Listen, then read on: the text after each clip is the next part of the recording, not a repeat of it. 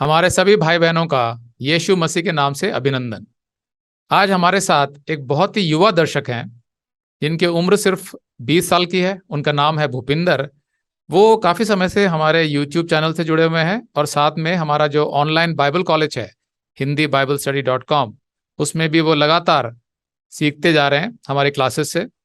तो मात्र 20 साल में उन्होंने बाइबल का बहुत ज्ञान हासिल कर लिया है। जब मैंने इनसे बात करी तो मुझे बड़ी हैरानी हुई, क्योंकि 20 साल की उम्र में मुझे तो कुछ भी नहीं मालूम था बाइबल के बारे में। तो उसके अलावा भूपिंदर प्रचार भी करते हैं। इनकी भी गवाही बहुत अद्भुत है। मुझे उम्मीद है कि आप लोगों को बहुत प्रोत्साहन मिलेगा। तो आइए स्वागत करते हैं भूपिंदर का। भूपिंदर, आप सबसे पहले आप हमें ये बताइए कि आप मसीह में कैसे आए और क्यों आए, क्या कारण था जिसकी वजह से आप यीशु मसीह में आए।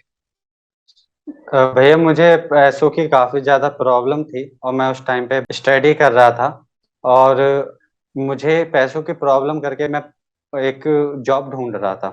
तो मुझे जॉब मिली मोबाइल के काम की। उसके बाद मैं वहाँ करने लगा। कुछ टाइम बाद वहाँ पे भैया आए जो कि क्रिश्चियन थे और उन्होंने मुझे यीशु मसीह के बारे में बताया। तो मुझे जिज्ञासा हुई यीशु मसीह के बारे में जानने की और मैं आस-पास देखने लगा, पूछने लगा। तो मुझे पता चला कि यीशु मसीह के ऊपर एक मूवी भी बनी है। फिर मैं एक शॉप पर गया जहाँ पर एक साइन लगा हुआ था क्रॉस का। तो मैंने उनसे पूछा कि यीशु मसीह के बारे में आप थोड़ा मुझे बताओ। तो उन्होंने मुझे यीशु मसीह के बारे में बताया कि यीशु मसीह ही हैं जिन्होंने हमारे लिए अपना बलिदान दिया, बाकी सारे देवी-देवताओं ने बलिदान लिया है। तो मैं थोड़ा-सा नाराज़ हुआ वहाँ पर और फिर बाद में जाकर मुझे और बहुत सारी नेगेटिव बातें यीशु मसीह के बारे में सुनने को मिली। क्या नेगेटिव बातें सुनने को मिली यीशु मसीह के बारे में। जैसे कि ये धर्म परिवर्तन करते हैं और बहुत सारे हिंदू लोग हैं जो कि मसीहत में जा रहे हैं और अलग-अलग रीज़न की वज़ह से। तो उसमें क्या बुराई है। तो ऐसा मुझे सुनने को मिला और ये सुनने को मिला कि हिंदू लोग बहुत कम होते जा रहे हैं और मसीह लोग बढ़ते जा रहे हैं। ऐसा करके मुझे सुनने को मिला। अच्छा, आज भी हमारे देश में हाँ। मुश्किल से 2% क्रिश्चियन है, जबकि यीशु मसीह का संदेश आज से 2000 साल पहले उनका एक चेला लेके आया था। तो हिंदू कहाँ कम हो रहे हैं, ये सब अफवाहें हैं। खैर, आपने फिर आगे क्या किया। फिर उसके बाद मैंने सोचा कि बात तो ठीक है, तो क्या करना चाहिए? इससे जितना दूर हो सके ऐसा रहने के लिए मुझे बोला गया। लेकिन मेरा मन फिर भी रहा नहीं गया, मेरे को सुनने को मिलता था उन भैया से, क्योंकि मैं वहीं पे काम करता था और वो मुझे बताते थे। फिर मुझे वो मूवी मिली और मैंने उस मूवी को देखा और मैंने उसे जैसे ही थोड़ा-सा देखा, तुरंत मैंने डिलीट कर दी, क्योंकि बहुत ज़्यादा बोर लग रही थी, नींद बहुत आ रही थी। और फिर उसके बाद में क्रिसमस का दिन था, तो मुझे वहाँ पे ले जाया गया, जहाँ पर क्रिसमस के लिए बुलाया गया था। तो मैं वहाँ पर गया उनके पास, वहाँ पर भी बैठे हुए थे प्रार्थना करने के लिए। और जैसे वो खाना आया, तो मेरा थोड़ा हुआ कि आने का कुछ फ़ायदा हुआ है, कुछ नुकसान नहीं हुआ। लेकिन बात ये थी कि जैसे वो खाना आया फिर प्रार्थना, आइए प्रार्थना करें। भूख लगी जा रही थी, सोच रहा कि खाना मिलेगा लेकिन ऐसा नहीं हुआ। तो चलो उसके बाद में प्रार्थना के बाद में खाना मिला।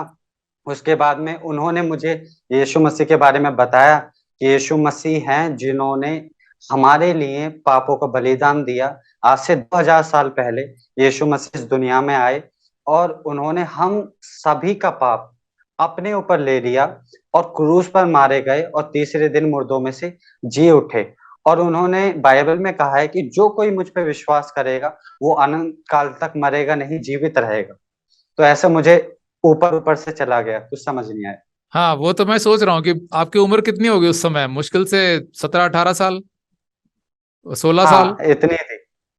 तो उसमें तो कुछ इतना समझ नहीं आया होगा, तो फिर आपने क्या किया। उस टाइम मेरी एज थी 14 साल की। तो क्या हुआ, उन्होंने मुझसे कहा, एक रिक्वेस्ट की कि हर शनिवार को हमारी मीटिंग होती इसी तरह की। तो इसी तरह का मतलब वो खाना बिल्कुल सेम रहेगा, अच्छा-अच्छा। तो मैंने सोचा चलो इसमें क्या बुराई है, कौन छोड़ेगा अच्छा खाने को। फिर क्या हुआ। फिर उसके बाद में खाने वही सेम चीज़ की बाइबल स्टडी। बाइबल स्टडी के बाद में प्रार्थना, फिर खाना आना, उसके लिए प्रार्थना, ऐसे होता रहा। और जो बाइबल समझाया करते थे वो क्वेश्चन पूछा करते थे। तो धीरे धीरे करके मुझे उन क्वेश्चन के जवाब देने में इंटरेस्ट आने लगा। तो उन्हें लगा कि मुझे यीशु मसीह में थोड़ी दिलचस्पी हो रही है।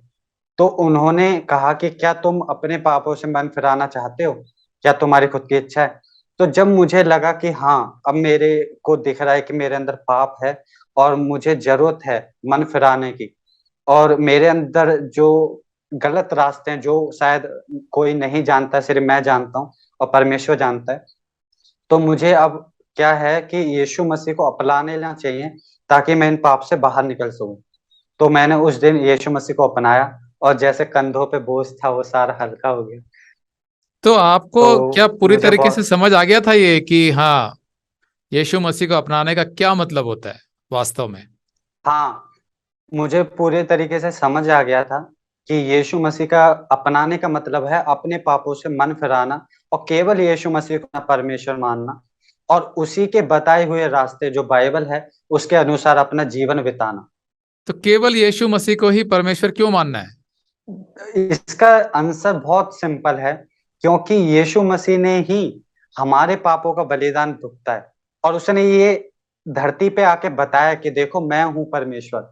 जबकि किसी ने ऐसा व्यक्तिगत नहीं किया है, केवल यीशु मसीह ने किया है, जैसा बाइबल हमें बताती है। तो आप कह रहे हैं कि यीशु मसीह ने ही केवल हमारे पापों का दंड भुगता अपना बलिदान देकर, ताकि वो हमें क्षमा कर हम्म। सके। तो मुझे आपसे पूछना है, आपकी उम्र तो बहुत कम थी, 14-15 साल। तो ये पाप क्या होते हैं, ये आपको कैसे समझ आया? ये आप एक आम इंसान से भी पूछोगे कि झूठ सही होता है या सच सही होता है, तो वो भी बता देगा। इसमें कोई बड़ी बात नहीं है, अंधकार रोशनी ये परमेश्वर ने हमारे अंदर डाला हुआ है। तो जब मैं 14-15 साल का हुआ तो मुझे समझ आने लगा। ओके, तो आपको ये सब समझ आ गया कि नशा करना, व्यभिचार करना, बुरी फिल्में देखना, बुरे वीडियोस देखना, गालियां देना, ये सब मनुष्य जो करता है वो पाप होता है, जो किसी को नहीं करने चाहिए। ऐसा समझ आ गया था आपको? हाँ, मुझे समझ आ गया था। बड़े पैकेट पे भी लिखा होता है सेहत के लिए हानिकारक, फिर भी लोग उसको कर रहे होते हैं। अच्छा, तो फिर वहां से मसीह सफर आगे कैसे बढ़ा? फिर उसके बाद में मैं जाता रहा वहां पर। जाते जाते मुझे काफी ज्यादा आनंद आने लगा। उन्होंने इनवाइट किया फिर मुझे चर्च के लिए, जो संडे को लगता था। और मेरा मन था नहीं कि मैं संडे बर्बाद अपना खेल कूद में एंजॉय करना चाहता था। तो वहां पे खाने के लिए ऐसा कोई प्रोग्राम भी नहीं था, लेकिन शनिवार को था। तो फिर मैंने कहा कि देखते हैं, थोड़ा स्टडी का थोड़ा प्रेशर है, लेकिन ऐसा कुछ नहीं था। तो मैं करता रहा, डिनाई करता रहा, लेकिन एक टाइम आया जब मुझे लगा कि हाँ, मुझे संगति करनी चाहिए, क्योंकि बाइबल भी ऐसा कहती है। फिर मैं चर्च गया और वहां पर जाकर देखा तो अलग लोग थे। उनका बोलना, बैठना, सुनना, कहना सब कुछ अलग था। अलग तरीके का सब कुछ था, मतलब अलग अलग महसूस हो रहा था। फिर क्या हुआ? फिर उसके बाद में मैं धीरे धीरे चर्च जाने लगा। तो एक टाइम पर एक बार ऐसा हुआ कि उन्होंने कुछ ऐसा बोलना स्टार्ट किया जो कि मेरी समझ से परे था। और ऐसी कुछ चीज थी जो कि मुझे समझ में भी नहीं आ रही थी, लेकिन लोग ऊंची ऊंची आवाज में बोल रहे थे। वो थी अन्य भाषा। तो उन्होंने ये जब बोलना शुरू किया, मैं हैरान हुआ, मेरे अंदर क्वेश्चन आए। मैंने उनसे पूछा कि क्या चीज है। उन्होंने मुझे बताया कि स्वर्गीय भाषा है और ये उनको मिलती है जो यीशु मसीह को अपना लेते हैं और उसके बताए हुए रास्ते पे चलते हैं, और वो सीधा परमेश्वर से बात करते हैं, ऐसे करके मुझे बताया। और इसकी और एक और चीज बताई थी उन्होंने कि हम जब प्रार्थना करते हैं तो हमारी प्रार्थना को शैतान रोक सकता है, लेकिन जब हम अन्य भाषा में प्रार्थना करते हैं तो शैतान भी नहीं समझ पाता और हम डायरेक्ट परमेश्वर से बात करते हैं, ऐसा करके उन्होंने बताया। तो आपको क्या लगा उस समय? तो उस समय लगा ये तो बहुत इंपॉर्टेंट भाषा है, इसको फिर पाना चाहिए। तो मैं उस चर्च में जाता रहा। जाने के बाद में मेरे कुछ सवाल आए, और फिर जब सवाल आने लगे तो उलझने भी आई और बहुत सारी बातें हुई। कुछ ऐसे सवाल थे जो मुझे नहीं मिल पा रहे थे। तो एक बार मैं यूट्यूब पे देख रहा था और मैं अपने घर से जब शॉप पे जाता था तो तकरीबन आधे घंटे का सफर था। तो मैंने यूट्यूब पे सर्च किया तो आपकी एक वीडियो थी जिसका टाइटल था कि शैतान को परमेश्वर क्यों नहीं खत्म कर देता।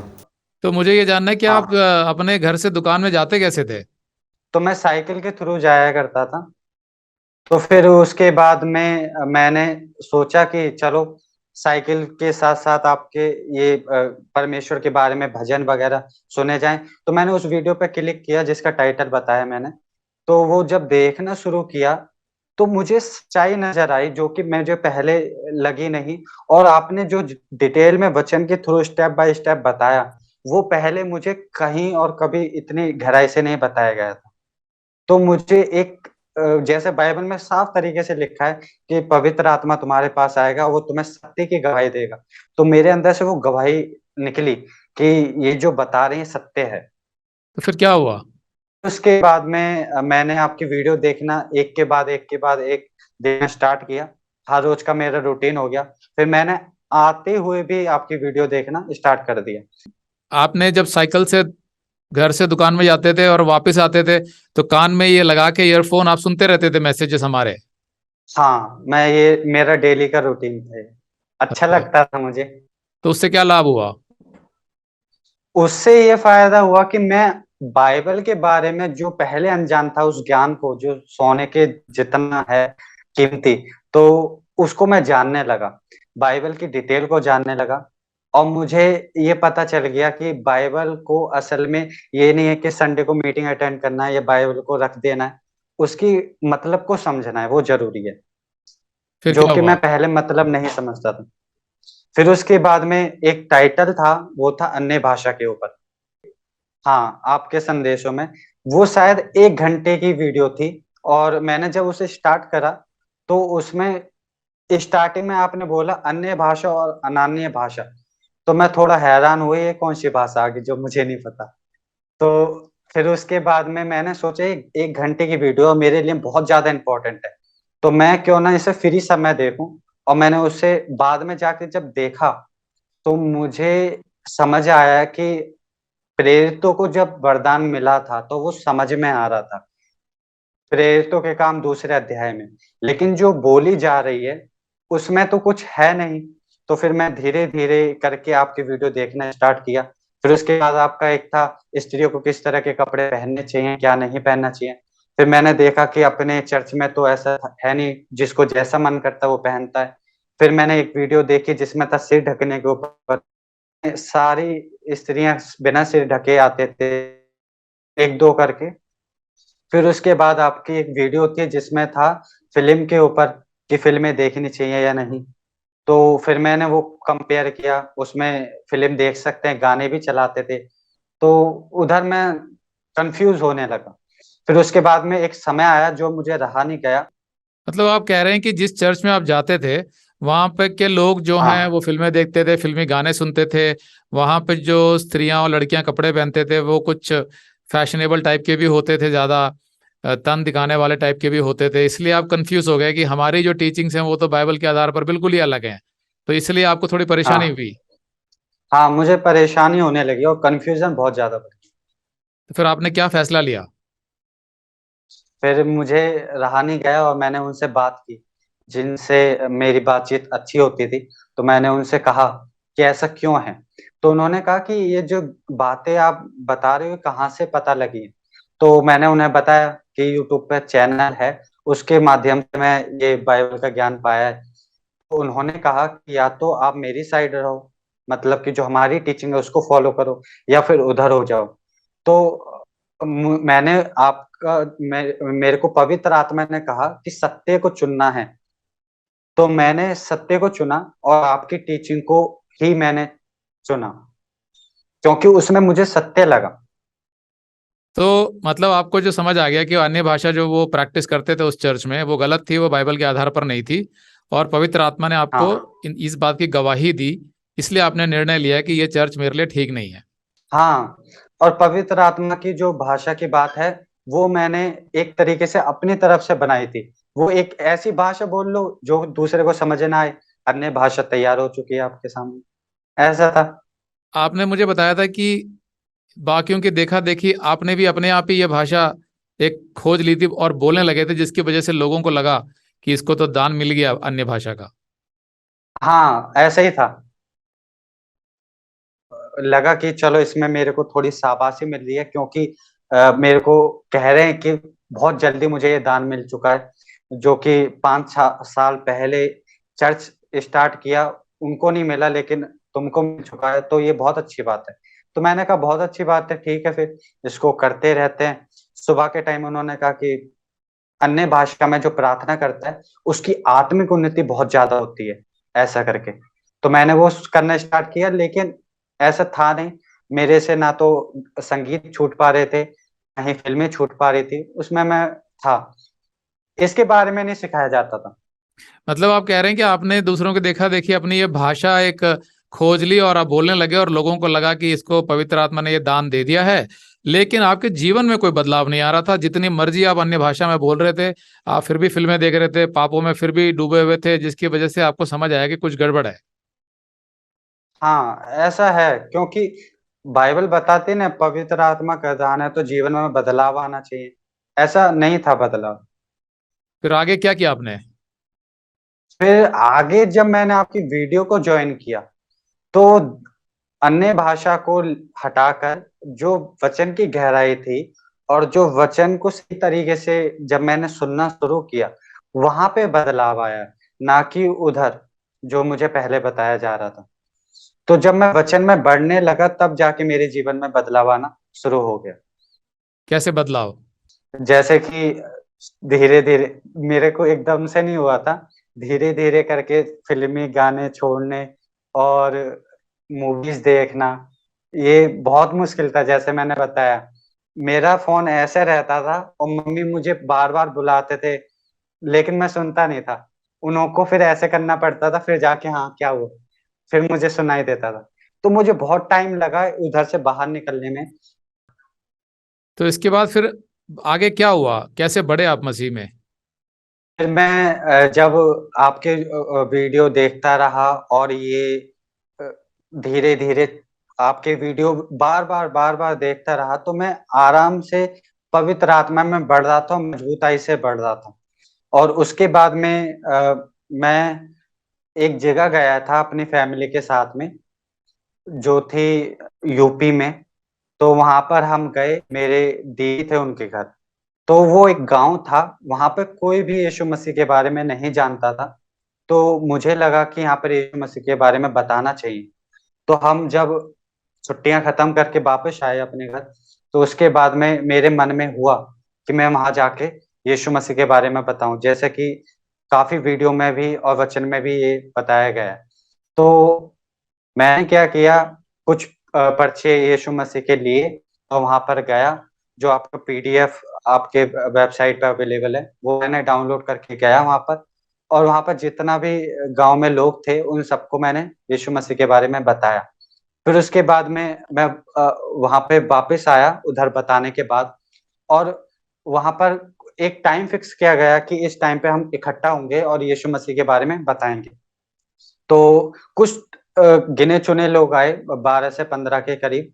और वहां पर आने के बाद मैंने उनसे यीशु मसीह के बारे में बताना शुरू किया। तो वहां पर ही उनको बताया कि तो मुझे ये पूछना है, कितनी उम्र थी आपकी उस समय? शायद 18 साल, 17 18 साल। तो 18 साल में आपने लोगों को इकट्ठा किया उस गांव में और जाकर यीशु मसीह के बारे में बताया। हाँ। फिर क्या हुआ?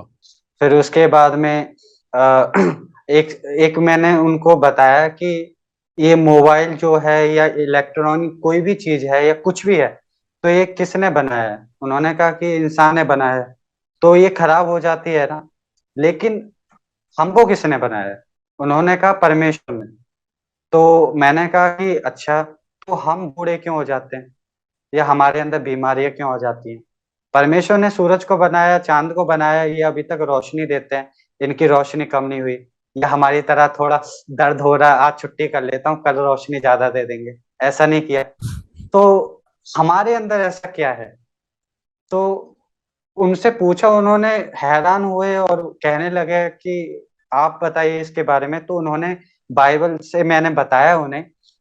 कि परमेश्वर ने पहले आदम को बनाया और उसके अंदर कोई पाप नहीं था, लेकिन जब उसने आज्ञा तोड़ी तो पाप आया, जिसकी वजह से मृत्यु भी आ गई। और हर इंसान के अंदर वो पाप फैलता गया, मेरे अंदर भी है और आपके अंदर भी है। तो उसका समाधान क्या है? तो उसमें मैंने उन्हें बताया कि इस केवल एक ही समाधान है, वो है अपने पापों से मन फिराना, यीशु मसीह को उद्धारकर्ता अपनाना। और यीशु मसीह आज से 2000 साल पहले हमारे लिए इस धरती पर आए, उन्होंने हमारे लिए बलिदान दिया और उन्होंने तीसरे दिन मुर्दों में से जी उठ के दिखाया कि मैं जिंदा हूं, मैं परमेश्वर हूं। और जो कोई यीशु मसीह पे विश्वास करता है तो मेरी तरह शांति और आनंद पाता है, जैसे मैंने पाया। तो उसके आप बाद भी फिर पा सकते हो। उसके बाद फिर आपका जो मसीही जीवन था वो किस दिशा में गया? फिर उसके बाद में मुझे लगा कि परमेश्वर शायद मुझे प्रचार के लिए बुला रहा है, ऐसा करके मुझे लगा। और मैंने उधर से, एक और मेरे दीदी थे तो उनके पास मैं गया गाजियाबाद के अंदर। तो उधर भी मैंने प्रचार करना शुरू किया। काम के बाद में मैं एक बड़ा सा पेपर होता था A4 साइज का, फोटो कॉपी वाला। तो उस पे मैं लेप लगाकर, मम्मी ने मुझे सिखाया था लेप लगाना, तो वो चिपकाया करता था ताकि लोगों को यीशु मसीह के बारे में पता चल सके। ओके। तो इसके बाद फिर आपने, जैसे हमारे वीडियो से तो आप देख रहे थे, इसके अलावा कहीं पर कुछ हाँ, सीखने की कोशिश करी? हाँ, एक बार मैं जब पर्चे बांट रहा था तो उन्होंने, एक भैया ने मेरे को बुलाया, इधर आओ इधर आओ, कितने पैसे मिलते हैं, ये मेरे से पूछा। तो मैंने उनसे कहा, आप मुझे बता दो कहाँ पे कौन देता है पैसे, मुझे बहुत जरूरत है। तो वो पीछे हट गए, उन्होंने कहा कि कोई बात नहीं, कर लो, कोई बात नहीं। तो ऐसे ये जो बातें मेरे को सुनने को मिली, मैंने उनसे पूछा कि कौन मुझे पैसे दे सकता है, क्योंकि मैं तो अपने पैसों से बहुत मुश्किल से पर्चे ये करवाता हूँ और मेरी मम्मी भी मेरी को मदद करते हैं। तो ऐसा सुनने को मुझे मिला, लेकिन मैं पीछे नहीं हटा, बोलता गया। फिर धर्म परिवर्तन के ऊपर बोला काफी लोगों ने कि तुम तो धर्म परिवर्तन कर रहे हो, ऐसा करके। और कई लोगों ने बोला कि भाई तुमने धर्म परिवर्तन कर लिया, तुम्हारा माइंड वॉश कर दिया गया है, ऐसे करके बदल दिया गया है, तो तुम इस करके इस बातों में लग रहे हो। और एक और मजे वाली बात हुई कि बोलिए। एक बार एक व्यक्ति थे, उन्होंने मुझसे कहा कि ये जो उम्र है, ये उम्र है ऐश मौज करने की, बुढ़ापे में आके ये परमेश्वर, ये प्रभु करना। तो मुझे एक बात याद आई जो सुनी थी मैंने, अगर, क्या इसमें मेरा क्या कंफर्म है कि मैं बुढ़ापे तक जीऊंगा?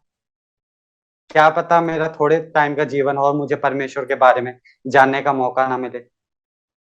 तो मैंने उनको यही बात की और वो शांत हो गए और उन्होंने कोई सवाल नहीं किया।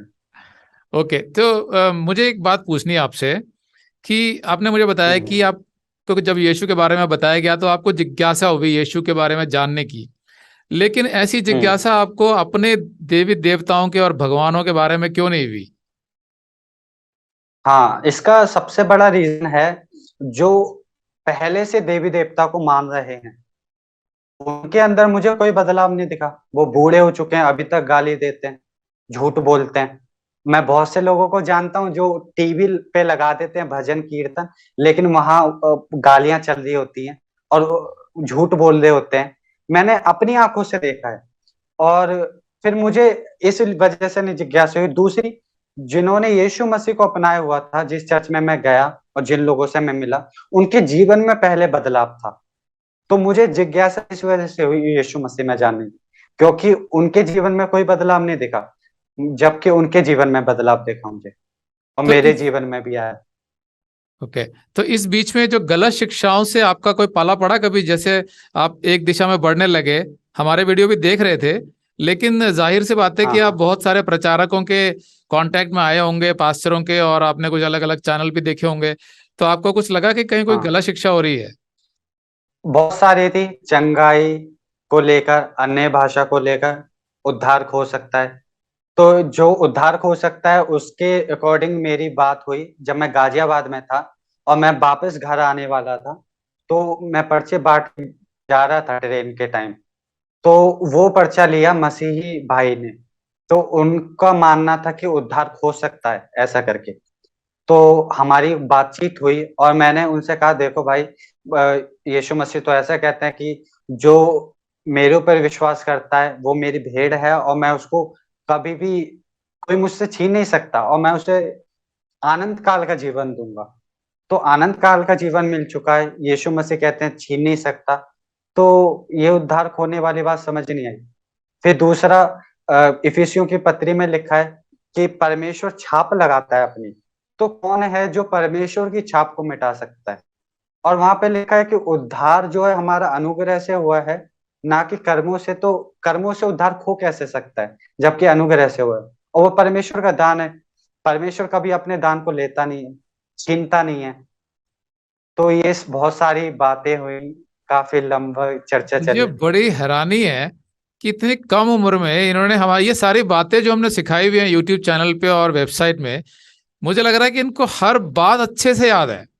कोई भी जितनी भी बातें इन्होंने बताई, ऐसा लगता है ये जो सुनते हैं उसको ऐसे बैठा लेते हैं कि भूलते नहीं है। तो ये वाली जो मीटिंग है हमें भूपिंदर यहाँ खत्म करनी पड़ेगी।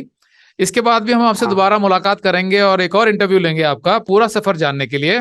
ये सिर्फ एक इंट्रोडक्शन था।